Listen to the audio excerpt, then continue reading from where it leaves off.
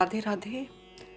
हमारी इस अगली कड़ी में जिन भक्त का नाम जुड़ रहा है वो है श्री विदुर जी एवं उनकी पत्नी विदुरानी जी।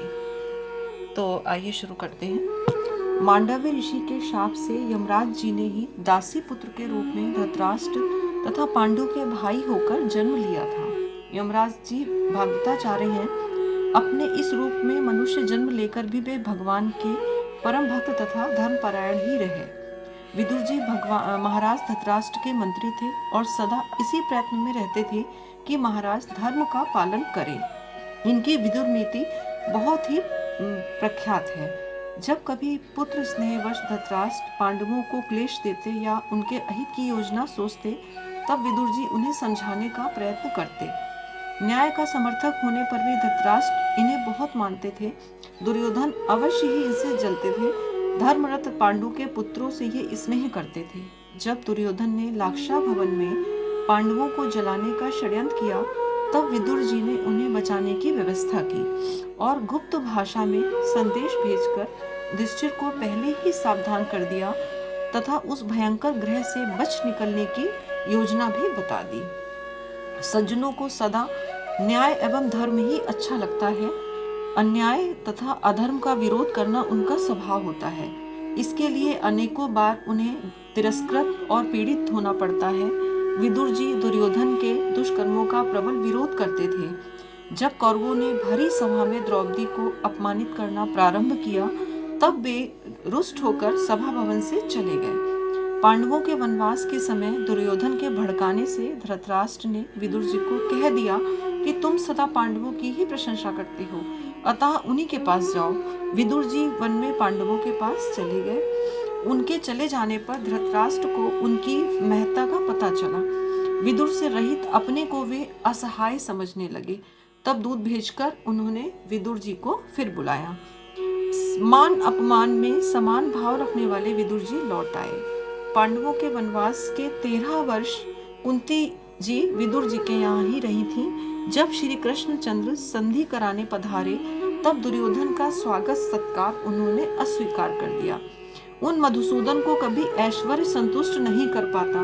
वे तो भक्त के भाव भरे तुलसी दल एवं जल के ही भूखे रहते हैं। श्री कृष्ण ने धृतराष्ट्र, भीष्म आदि समस्त लोगों का आतिथ्य अस्वीकार कर दिया और विदुर जी के घर वे बिना निमंत्रण के ही पहुंच गए। अपने सच्चे भक्त का घर तो उनका अपना घर होता है। विदुर के शाक को उन्होंने त्रिभुवनपति ने नैवेद्य बनाया। विदुरानी के केले के छिलके की कथा प्रसिद्ध है। आइए उसका वर्णन करते हैं। महाभारत के अनुसार विदुर जी ने विविध व्यंजनों से उनका सत्कार किया था।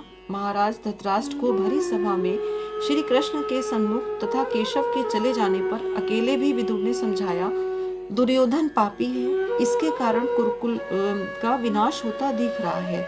इसे बांधकर आप पांडवों को दे दें। दुर्योधन इनसे बहुत बिगड़ा, उनसे कठोर वचन कहे।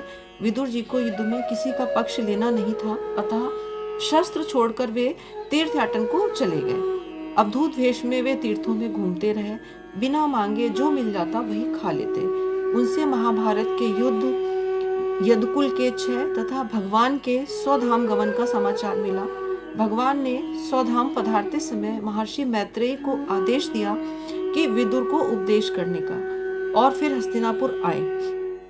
हस्तिनापुर विदुर जी केवल बड़े भाई धृतराष्ट्र को आत्म कल्याण का मार्ग प्रदर्शन करने आए थे। उनके उपदेश से धृतराष्ट्र एवं गांधारी का मोह दूर हो गया और वे विरक्त होकर वन को चले गए। विदुर जी तो सदा से विरक्त ही थे।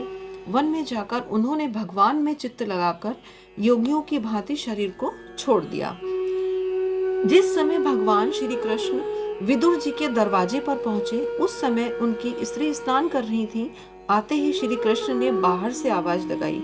विदुरानी ने सुनते ही श्री कृष्ण की आवाज तो पहचान ली और सुध-बुध भूल गईं। जैसे उस स्वर में कोई आकर्षण हो, और वो वैसे ही दौड़ी चली आईं और किवाड़ खोलकर भगवान के दर्शन किए। भगवान ने जब उनका ये हाल देखा तो झट से कमर से लिपटा हुआ पीताम्बर उनके शरीर पर डाल दिया। अब विदुरानी को होश आया तो वो बड़ी लज्जित हुई और जल्दी ही अंदर जाकर कपड़े पहन आई। इसके अनंतर वो श्री कृष्ण के पास आकर बैठ गई।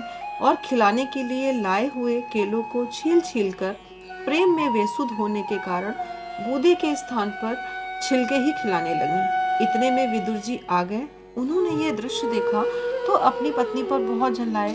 विदुरानी को जब अपनी भूल मालूम हुई तो उन्हें बड़ा कष्ट हुआ। प्रेम के अधिकता के कारण पत्नी से हुई भूल को विचार कर विदुर जी भगवान को केले के गूदे खिलाने लगे।